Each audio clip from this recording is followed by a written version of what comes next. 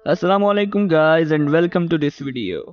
Guys आज की इस वीडियो में हम अपना पाइथन का पहला प्रोग्राम लिखेंगे। प्रोग्राम शुरू करने से पहले कुछ बेसिक इंफॉर्मेशन है जिसके बारे में आपको पता होना चाहिए। तो सबसे पहले बात करते हैं वेरिएबल्स के बारे में।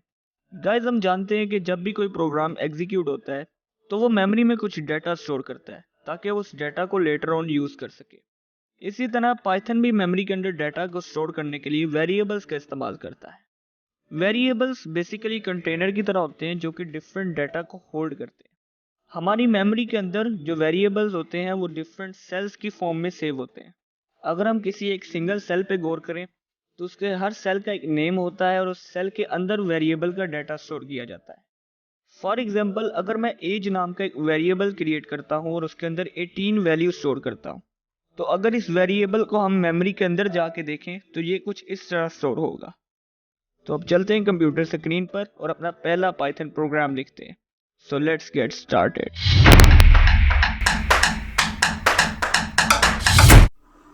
ओके गाइस, तो सबसे पहले हमने क्या करना है, अपने रेपलेट सॉफ्टवेयर के अंदर जाना है। जो रेपलेट हमने IDE सेटअप किया था पिछली वीडियो में, तो replet.com पे मैं आ गया हूँ। और उसके बाद हमने जो करना है, हमने अपनी जो रेपल क्रिएट की थी पिछली वीडियो में, जैसा कि मैंने इधर की थी पाइथन फुल कोर्स, इसको ओपन कर लेना है। ठीक है, तो अब मेरे सामने मेरी रेपल खुल चुकी है। इधर मैं एक नई फ़ाइल क्रिएट कर लेता हूँ। उसका नाम मैं रख देता हूँ main.py। अब इस फाइल के अंदर हम इस सारी कोडिंग करेंगे और आज जो हम अपना प्रोग्राम लिखेंगे उसको हम वर्ड बाय वर्ड समझेंगे। हर फंक्शन को देखेंगे कि किस तरह काम करता है और पाइथन किस तरह सारे अपने कोड को मैनेज करती है और किस तरह एग्जीक्यूट करती है, हम इसको समझेंगे। तो सबसे पहले हम क्या करते हैं, कंसोल को मैं उठा के इधर ले आता हूँ। सबसे पहले आप लिखें प्रिंट। ठीक है, अब ये प्रिंट की बात करते हैं। प्रिंट क्या होता है? प्रिंट बेसिकली एक फंक्शन है। ठीक है, किसी भी प्रोग्रामिंग के अंदर जो फंक्शन होता है ना, वो किसी ख़ास काम को परफॉर्म करने के लिए बनाए जाते हैं। ये ऐसी कमांड्स होती है जो किसी खास टास्क को, किसी स्पेसिफिक टास्क को परफॉर्म करती हैं। जैसा कि यहाँ पर हम प्रिंट फंक्शन यूज़ कर रहे हैं, तो प्रिंट फंक्शन का काम, इसका जो टास्क है वो ये है कि यूज़र को स्क्रीन पे कोई ना कोई चीज़ प्रिंट करके दे, यानी कि आउटपुट शो करे। फॉर एग्जांपल आप कैलकुलेटर पे लिखते हैं 2 + 2, तो आप इक्वल टू का बटन दबाते हैं तो वो क्या रिजल्ट देता है? 4। अगर वो 4 रिजल्ट ना दे, बस 2 + 2 बैकेंड पे ही कैलकुलेट कर दे, तो आप कहेंगे ये कैलकुलेटर तो ख़राब हो गया। इसी तरह जो प्रोग्राम आउटपुट नहीं देते हैं उनका कोई फ़ायदा नहीं है। तो जब भी आप प्रोग्राम बनाते हैं आपको आउटपुट लाजमी देना पड़ता है यूज़र को। तो इसलिए हम प्रिंट फंक्शन को यूज़ करते हैं ताकि हम स्क्रीन पे आउटपुट शो कर सकें। तो इन पैरेंथीसिस के अंदर, इन ब्रैकेट्स के अंदर जो भी डाटा एंटर किया जाता है वो आउटपुट में प्रिंट हो जाता है। वो हम वेरिएबल्स की वैल्यूज़ को प्रिंट कर सकते हैं, किसी स्ट्रिंग को प्रिंट कर सकते हैं, किसी इंटीजर को प्रिंट कर सकते हैं, यहाँ तक कि किसी मैथमेटिकल इक्वेशन को सॉल्व करके भी प्रिंट कर सकते हैं।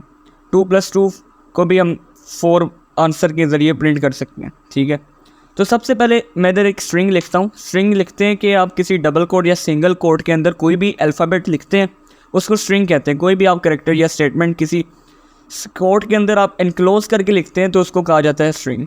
तो मैं प्रिंट फंक्शन के अंदर पैरेंथीसिस के दरमियान में एक स्ट्रिंग लिखता हूँ, हेलो वर्ल्ड। अब ये हेलो वर्ल्ड क्या करेगा? जो पाइथन होता है उसका प्रिंट फंक्शन स्ट्रिंग को एज इट इज़ प्रिंट कर देता है। अभी मैं इसको रन करके दिखाता हूँ आपको। ये मैंने रन किया तो ये देखें इस साइड पे आउटपुट हेलो वर्ल्ड मुझे एज इट इज़ प्रिंट होके आ गया। क्योंकि प्रिंट फंक्शन का काम ही यही है कि वो स्ट्रिंग्स जो भी उसके अंदर एंटर किया जाएगा उसके पैरेंथीसिस के अंदर, उसको वो एज इट इज़ प्रिंट कर देगा। ठीक है, अब बात आती है अगर मैं प्रिंट करता हूँ, अगर बात करते हैं कि मैं स्ट्रिंग को प्रिंट नहीं करता, इसकी जगह किसी और सिंपल वर्ड को प्रिंट कर देता हूँ, किसी ऐसे वर्ड को प्रिंट करता हूँ जो स्ट्रिंग नहीं है। फॉर एग्जांपल मैं एज को प्रिंट करता हूँ। अब इसके इर्द गिर्द मैंने कोट नहीं लगाया, इसको कोट के अंदर इनक्लोज नहीं किया, तो इसका मतलब ये स्ट्रिंग नहीं है। तो अब मैं इसको रन करूँगा तब ये देखिए एरर आ रहा है, ये डेडलाइन शो हो रही है, कह रहा है अनडिफाइंड एज।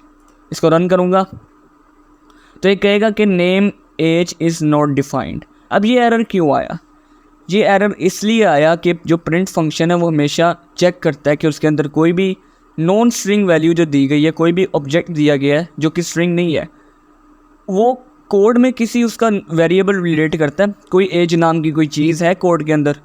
अब देखें इस कोड में एज नाम की कोई चीज़ मौजूद नहीं है। तो उसने ये एरर दे दिया कि name age is not defined. अब अगर मैं एक वेरिएबल बनाता हूँ, वेरिएबल का कॉन्सेप्ट मैंने आपको पहले ही दे दिया है कि किस तरह बनाते हैं, मेमोरी के अंदर किस तरह स्टोर किया जाता है वेरिएबल।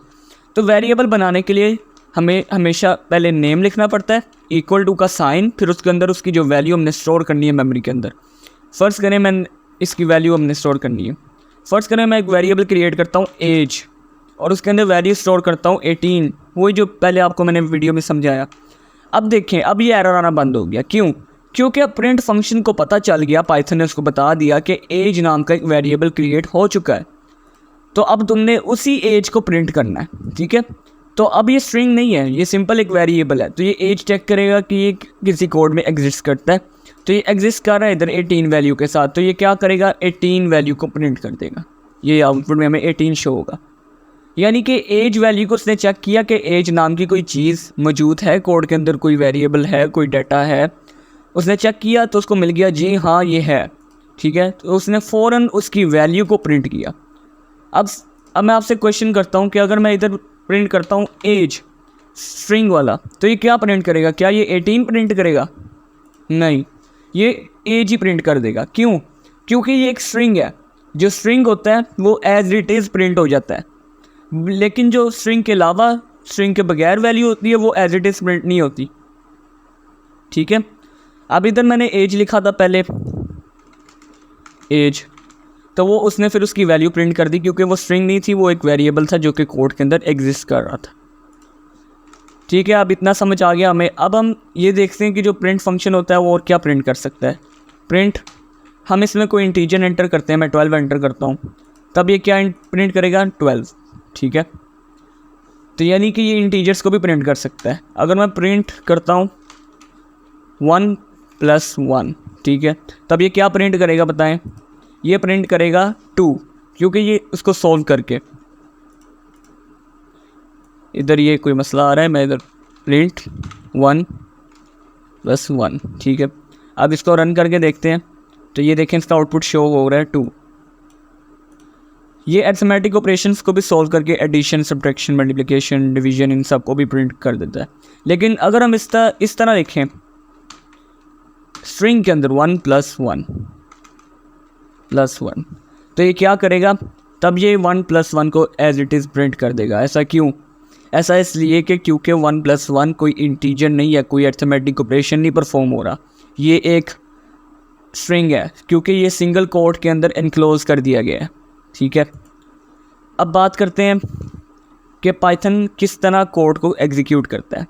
पाइथन, जैसा हम जानते हैं कि इंटरप्रेटेड लैंग्वेज है, और इंटरप्रेटर क्या करता है?